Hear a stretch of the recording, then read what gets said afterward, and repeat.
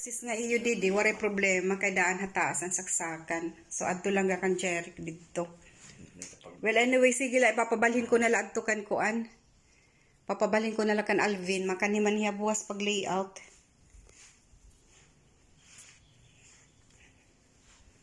Mingaw na imo balay.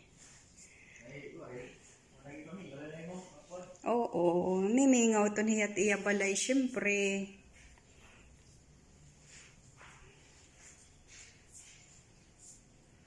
Adi, pinapapangabrihan ko la ito nit mga bintana.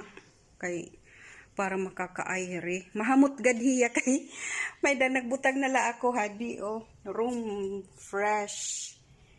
Okay naman, di naman hiya baga naamoy pag-abri.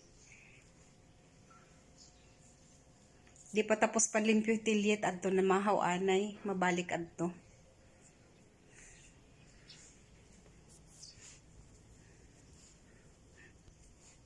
Nabango yung bahay.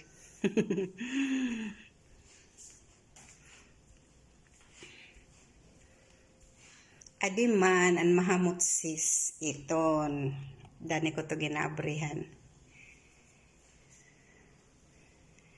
Waray sumulod ni Kandro nga ni Abar. Hinikandro kay nagaani adto. At hiben napalit pa na additional nga plywood. Abar liwat na ginarimay na ginariglar ko no. Mark, nakasulod na ha, soysin. Pero okay la.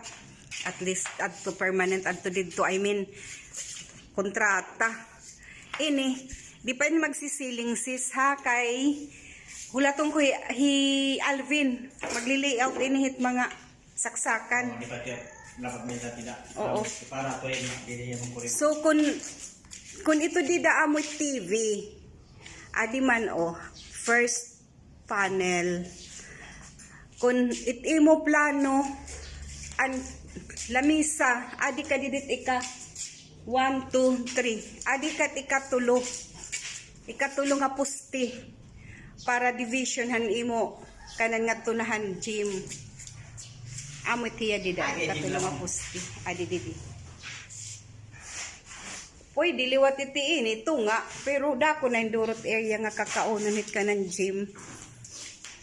So, adto hiya dito nga area. Kaya ito dida mirror ito. Tapos may wall cladding, parehos ditohan ka ng TV. Waray pa manak, waray lak pang pumalit anay.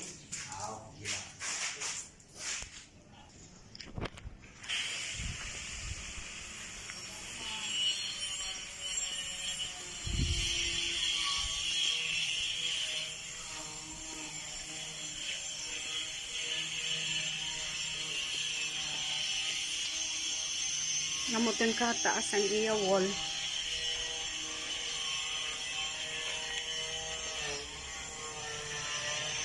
Iton masison yan na pangasimana. So pwede nagyapira didi magbutang na iton kuan. Purlins.